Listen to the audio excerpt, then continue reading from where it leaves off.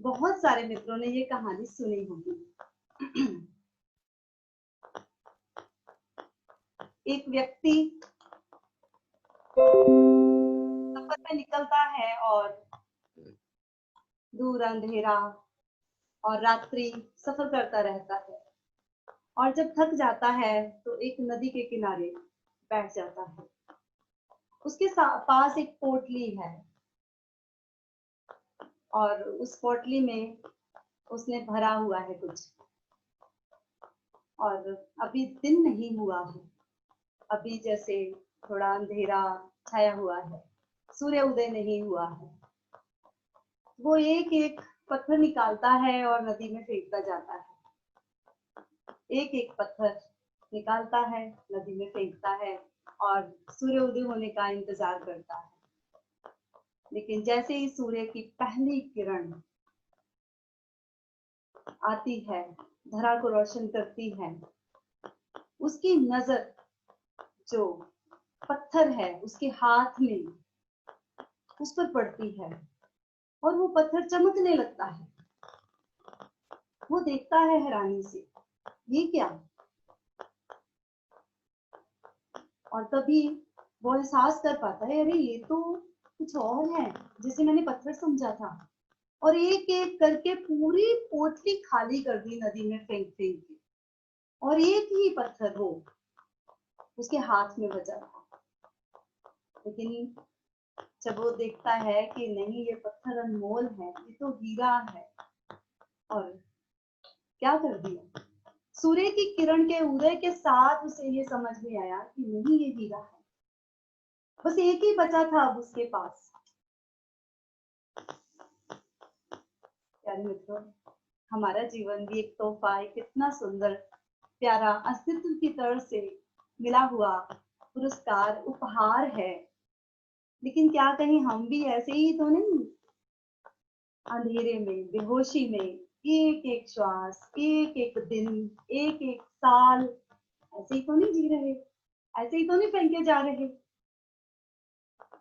तो ये ख्याल आ जाए और दिख जाए कि जो मेरे पास है अभी भी इसी क्षण, कि जो मेरे पास है, क्या ये इतना अनमोल।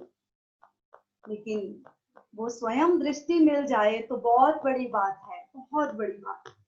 लेकिन वो दृष्टि सबके पास तो नहीं होती ना। वो सूर्य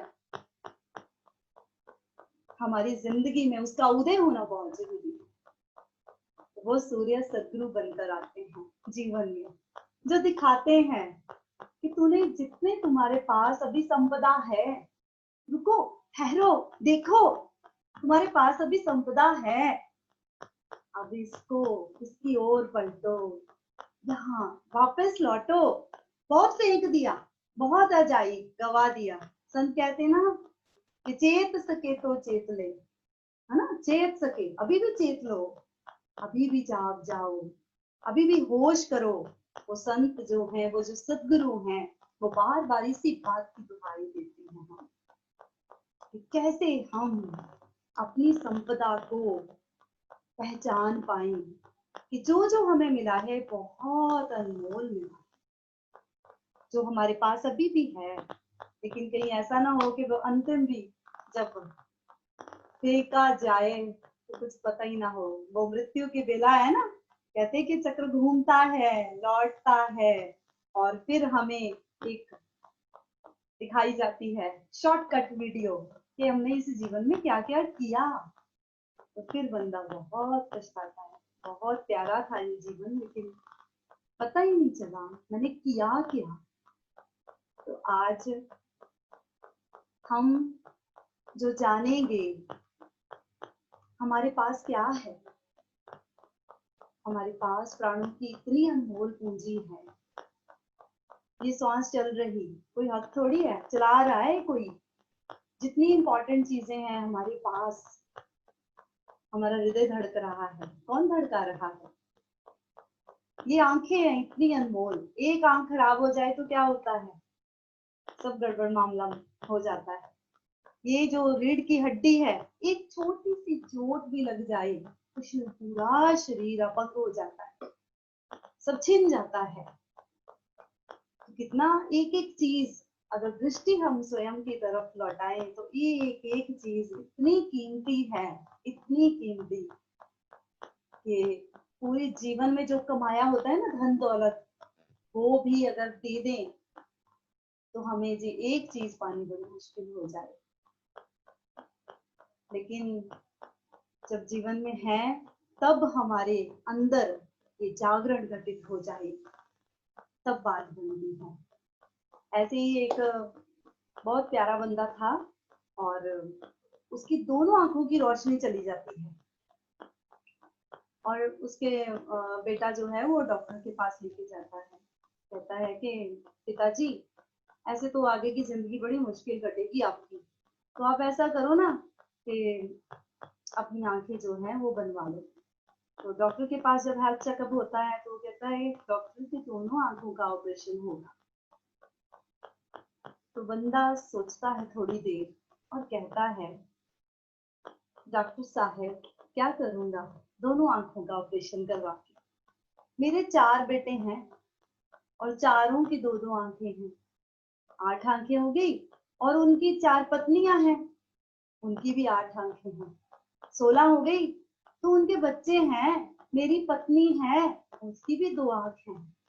तो कहता कि मुझे क्या आंखों की जरूरत है, बस है ना, बहुत है मेरे परिवार में, मेरे लिए सब देखते हैं, ये तो मेरे सहारे हैं। तो नहीं मानता वो बंदा और चला जाता है घर वापस। एक दिन क्या होता है, जीवन तो जब सामान्य चलता है तो सुंदर चलता है, लेकिन एक दिन उसके घर में आग लग जाती है और भयंकर आग लगी हुई है और सब, जब इमरजेंसी है तो क्या करेंगे, सब अपने आप को बचाएंगे ना, तो अपने आप को बचाने के लिए वो दौड़ते हैं बाहर और सब, किसी को ख्याल नहीं आता कि पिताजी अंदर हैं। अब पिताजी तो अंधे हैं, अब कैसे, जो कोशिश करते भी हैं, टटोलते भी हैं, तो आग आग की गर्मी छूती है उनको, तो क्या करें अब। तो ऐसे ही फिर उस वक्त उनको ये ख्याल आता है कि मेरी आंख आज काम आनी थी, अगर मैं उस दिन मान जाता डॉक्टर साहब की बात और इन आंखों का ऑपरेशन करवा देता तो बात बनती। अब तो मैं कुछ भी नहीं कर सकता और सारा परिवार इतनी धुआंधार आग है कि कोई अप्रोच भी नहीं कर पा रहा उन तक। तो प्यारे मित्रों, ये जो जागरण की, ये जो ध्यान की आंख है, ये ओशो देते हैं, ये सद्गुरु देते हैं। कोई जागृत पुरुष हमें वो ध्यान की आंख देता है, जो हमारे हमेशा काम आती है। ये शरीर जैसे जैसे वृद्ध होगा, इस शरीर के अंग जाते जाएंगे, लेकिन अगर हम उस जागरण में स्थित हो गए हैं तो वो तो हमेशा काम आएगी। किसी भी हालत में, किसी भी परिस्थिति में हम अपने साथ अपनी लौ को जगाकर जिंदा दिली से इस जिंदगी को जिएंगे। गुरु साहिबान बहुत सुंदर कहते हैं कि मांगना मांगन नीका हर जस गुरु ते मांगना। कहते गुरु ते जब मांगना ही हो ना तो हरि का जस मांगना। और जागना जागन नीका हर कीर्तन में जागना। तो कहते हैं जब जागरण की बात हो तो कौन सा जागरण मांगना, कौन सा जागरण चाहिए, हरि कीर्तन में जागना। वो जो हरि का अखंड कीर्तन चल रहा है, कौन सा कीर्तन है जो अखंड है। नहीं तो हम 1 दिन का पाठ रखते हैं, 2 दिन का पाठ रखते हैं, है ना, वो तो खत्म हो जाता है। रैन सबाई कीर्तन चलते हैं, वो भी खत्म हो जाते हैं। लेकिन ऐसा कौन सा कीर्तन है जो अखंड सतत एक क्षण के लिए भी नहीं जो रुकता। वो अखंड कीर्तन ओंकार का कीर्तन है, अनहत नाद का कीर्तन है। वो कीर्तन सतत हमारे अंतस, हमारे बाहर और सर्वत्र चलता है। कहते अगर जागना ही है तो हरि कीर्तन में जागना, उसके प्रति। तो ये जो जागरण की बात आज हम कर रहे हैं, इसे उपलब्ध करने के लिए ही फिर क्या कहते हैं गुरु साहिबान कि चांदना चांदन आंगन प्रभ जियो अंतर चांदना। जब हम उस अखंड कीर्तन को जान लेते हैं, उस ओंकार की ध्वनि को जान लेते हैं, सच्चे नाम को जान लेते हैं, तो फिर कहते हैं कि ऐसी चांदनी मांगना जो तुम्हारे इस आंगन को चकाचौंध कर दे, ऐसी चांदनी। तो प्रभु से कहते हैं यही अरदास करना दो हाथ जोड़ के कि ये आंगन नूरमयी चांदनी से सराबोर हो जाए, जिसे हम अंधेरा जानते हैं, बंद आंखों से जो अंधेरा अभी तक है वो रोशन होगा ओंकार के गीत से, वो रोशन होगा। कबीर साहब जैसे कहते हैं ना कि अव्वल अल्लाह नूर उपाया, कुदरत के सब बंदे एक नूर पे सब जग उपजिया, कौन पले को मंदिर। उस नूर की बात करते हैं, उस नूर से सब उपजा है। तो प्यारे मित्रों, वो जागरण जो है वो हमारे भीतर 7 तल पे घटित होता है। जैसे हमने पिछले सैटरडे 7 चक्रों की बात की थी, है ना, कि 7 चक्रों के माध्यम से कैसी हमारी ऊर्जा ऊर्ध्वगामी होती है और नीचे के चक्र मूलाधार से उठती हुई, काम चक्र से उठती हुई सहस्रार चक्र पर पहुंचती है, ऊर्ध्वगामी होकर आत्मा में एक हो जाती है। ऐसे ही ये जो हमारा जागरण है, ये भी 7 लेवल्स चेतना के 7 तल हैं, उन पर घटित होता है। तो पहला जो लेवल है शरीर का लेवल है। जब हम शरीर से जो भी कार्य करते हैं उसके प्रति जागते हैं, तो जो ऊर्जा है वो अपने आप ऊर्ध्वगामी होती है। जागरण को जोड़ना है शरीर के कृत्य के साथ। तो ऐसे ही फिर दूसरे चक्र पर जब चेतना हमारी है, जहां हमारी 5 इंद्रियां जुड़ी हुई हैं, स्वाधिष्ठान चक्र, उसके माध्यम से 5 इंद्रियों के साथ हमें अपने जागरण को जोड़ना है। और फिर हमारा प्राणों का चक्र है, मणिपुर चक्र, उस पर चेतना जब कृत्य करती है तो हम सांस लेते हैं, श्वास के साथ अपने जागरण को, अपने होश को, अपने ध्यान को जोड़ना है। और इसी के साथ ऊपर उठते हुए जो हमारे हृदय में फीलिंग्स चलती हैं, भाव चलते हैं, उन भावों के प्रति हमें जागना है। कैसे भाव? प्रेम के, क्रोध की, करुणा के, तो सब भाव जो हमें बहाए देते हैं बाहर बाहर। जब हमारी जागरण का बिंदु घटित होता है तो हम निगेटिविटीज में नहीं जा सकते। क्यों? क्योंकि हम जागे हुए हैं, मालिक जागा है ना, आत्मा का स्वभाव है जागरण। तो जब हम उसमें स्थिर हो जाते हैं तो फिर हमसे कुछ गलत नहीं होता। तो कहते हैं जो बेहोशी में होता है वो पाप है, जो होश में होता है वो पुण्य है। इसलिए होश को, जागरूकता को, कॉन्शियसनेस को हमने अपने 7 लेवल्स जो है उसमें जोड़ना है। और उसके बाद फिर हमारा विचार, विशुद्ध चक्र विचार का चक्र है। हमारे विचार जो चलते हैं उनके साथ कैसे विचार चल रहे हैं। सदगुरु अक्सर कहते हैं कि अपने विचारों को अगर हम अवेयरनेस के साथ देखते हैं तो बहुत सुंदर हो जाता है, शांत हो जाता है हमारा मन का चक्र है जी। और जागरण के जोड़ने से हमारे अंदर कोई भी दूसरे के प्रति अमंगल भाव नहीं आ सकता, अमंगल विचार नहीं आ सकता। हम ऊपर उठते जाते हैं, ऊर्ध्वगामी, एक छत के बाद दूसरी छत, तीसरी छत, चौथी छत और फिर 7। और इसके साथ ही जब यहाँ आते हैं तो हमारा जो अस्मिता का, धारणा का, संकल्प का, ध्यान का वो चक्र ये होकर जागरण के साथ ही हम इधर एंटर करते हैं तो सब सुंदर होता जाता है। हमारे पास ये संपदा है, हमने कहीं बाहर से थोड़ी लेनी है, हम उसी की बात करते हैं जो हमारे पास है। और हम एक के बाद एक अपने सौंदर्य को, परम सौंदर्य को उपलब्ध होते हैं। तो आत्मा के लेवल पर 7वां जो चेतना का लेवल है, यहाँ साक्षी घटित हो जाता है। फिर भीतर और बाहर दोनों तरफ, अनुकूल क्या प्रतिकूल क्या, हम द्वंद्व के पार हो जाते हैं, हम ठहर जाते हैं, हम आत्मा के साथ एक होने लगते हैं। और ये जो आत्मा का लेवल है, इसी में ओंकार गूंज रहा है, इसी में नूर जगमगा रहा है। और जो अध्यात्म की धर्म की यात्रा जिसको कहते हैं, वो तो यहाँ से ही शुरू हुई ना। फिर जहाँ दृष्टा हो गए हम, जहाँ हमने हमारा जो जागरण है वो सघन और सघन होता गया। तो अब एक सरल सी एग्जाम्पल से इस जागरण को समझते हैं, क्योंकि अक्सर जीवन में क्या होता है कि हम कुछ ऐसे काम करते हैं, ऐसे लगता है जैसे कोई दूसरा देख ही नहीं रहा है ना। होता है ना, मैं सबको देख पा रही हूँ, आप सिर भी हिलाएंगे तो मुझे पता चलेगा कि आप मेरे साथ हैं। तो ऐसे क्या होता है कि हाँ, बहुत सारे काम ऐसे हो जाते हैं कि कोई बात नहीं यार, छोड़ो, क्या कोई देख रहा है ना।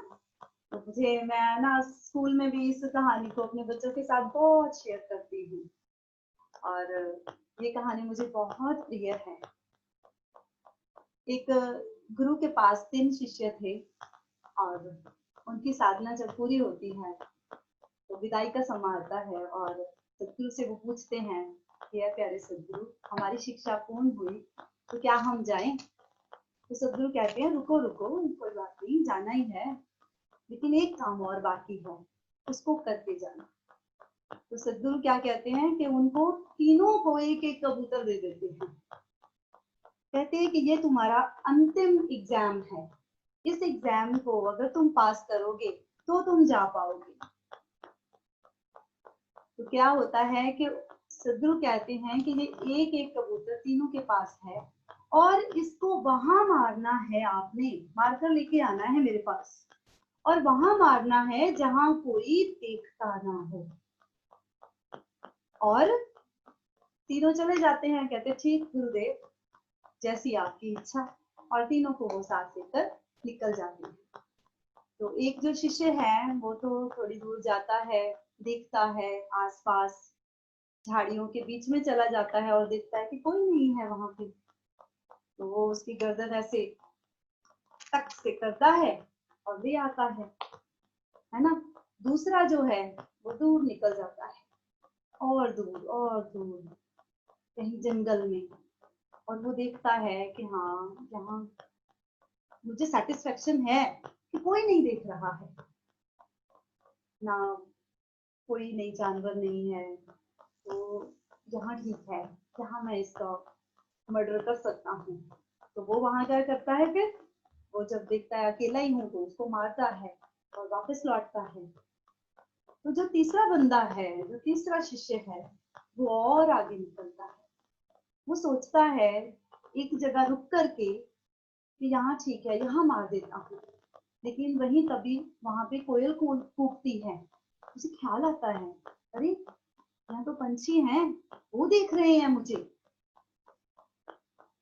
क्योंकि शर्त तो गुरु की यही थी ना कि जब मारना है इनको तो कोई देखता ना हो, ये ख्याल में रखना, कोई भी देखता ना हो।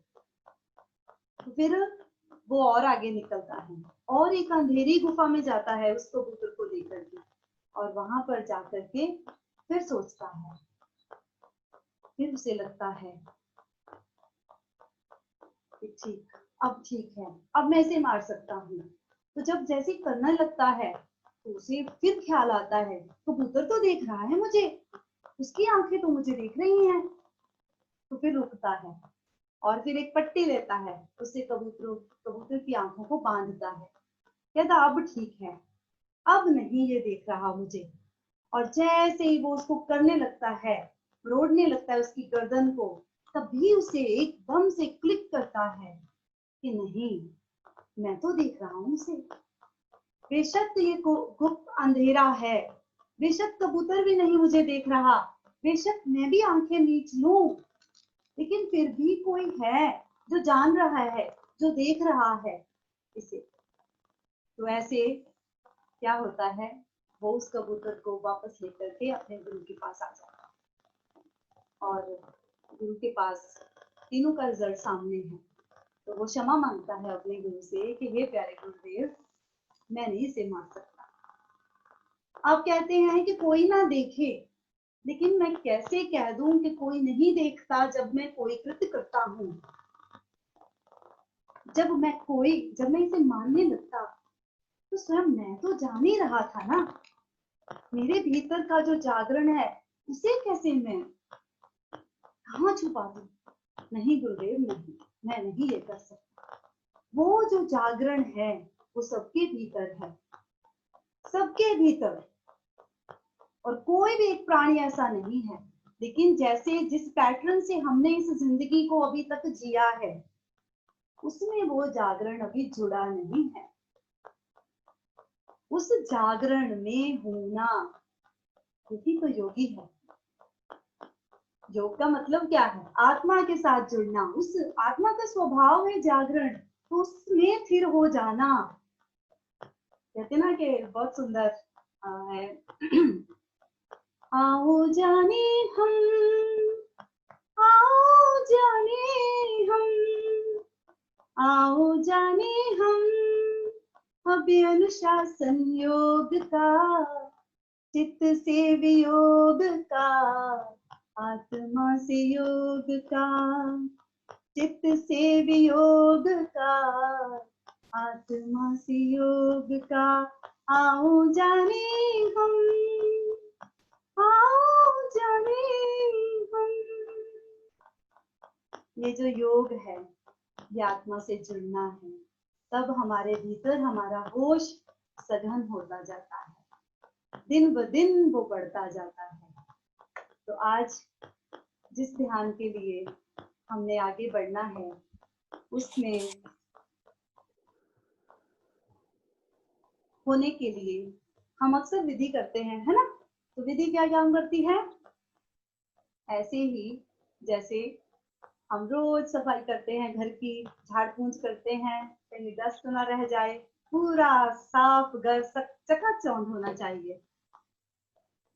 हम भी ऐसे ही एक मानो दर्पण है, और दर्पण जो है उस पर धूल धवास पड़ती रहती है और उसे रोज साफ करना पड़ता है। तो जो भी ध्यान की विधि सब आचार्य करवाते हैं, हम करते हैं, वो हमारी धूल धवास को साफ करती है। बहुत से ऐसे प्यारे मित्र हैं जो अक्सर जब बात करते हैं तो वो कहते हैं कि नीलम मैम, ऐसा है कि जब भी पाठ करने बैठते हैं, परमात्मा का नाम लेने बैठते हैं, तो विचार ही विचार, विचार ही विचार, जैसे एक भीड़ आ जाती है। तो क्यों आती है? क्योंकि रोज रोज हम बाहर बाहर जीते हैं और रोज रोज धूल धवास, कैसी? विचारों की, भावनाओं की, जो हम करना चाहते हैं वो नहीं कर पाते, और जो नहीं करना चाहते वो करना पड़ता है। वो सारा कुछ जो है वो धूल धवास होती है, और फिर हम उसी समेत शरीर का तो स्नान कर लेते हैं, है ना? स्नान करके और बैठ जाते हैं ध्यान में, लेकिन नहीं हो पाता, क्योंकि अभी मन का स्नान बाकी है। ये जो जल है ये शरीर को तो साफ कर देता है, बर्तन की धुलाई तो कर देता है, लेकिन मन की धुलाई, इस हृदय की धुलाई नहीं हो पाती। तो प्यारे सदगुरु ओशो ने ऐसी साइंटिफिक जो विधियां हैं सारी वो बनाई है कि हमारे मन की सफाई हो, ये धूल धवास चढ़ जाए, और जो दर्पण है वो निर्मल हो जाए, साफ हो जाए। और जितना साफ होगा उतना ही इसमें जो रिफ्लेक्शन बनेगी ज्ञान की, अनुभव की, वो स्पष्ट होगी, क्लियर, ट्रांसपेरेंट। इसलिए प्यारे मित्रों, अभी हम थोड़ा सा स्ट्रेचिंग करेंगे और थोड़ा लाफिंग करेंगे, और फिर आगे बढ़ते हुए हम एक म्यूजिक है ऐसा कि जिस पर हमने झूमना है। ठीक है? जो मित्र उनको लगता है कि वो खड़े होकर नहीं करना चाहते, तो वो बैठकर ही झूमे, ताकि खुले हमारा शरीर जो बंधा बंधा है ना कितने सदियों से, सालों से, जब से पैदा हुए। शादी ब्याह में तो नाचते हैं, क्यों तो नाचते ही नहीं। ऐसा ही होता है ना? मैं देख रही हूँ आप सबको, सिर तो हिलाइए। यस, ऐसा ही होता है सबके साथ, तो एक बहाना होता है ना, तब नाचते हैं, वैसे नहीं। लेकिन नृत्य जो है वो बहुत ही हमें खोलता है। हम पक्षी की भांति हैं, हमारे पंखों को आकाश की तरफ खोल देता है और फिर हम उड़ना सीखते हैं। तो ऐसे ही जैसे गोरखनाथ जी कहते हैं ना, हसी बा खली हसी बा खेली बा करी बा ध्यानम। तो ऐसे हमने ध्यान में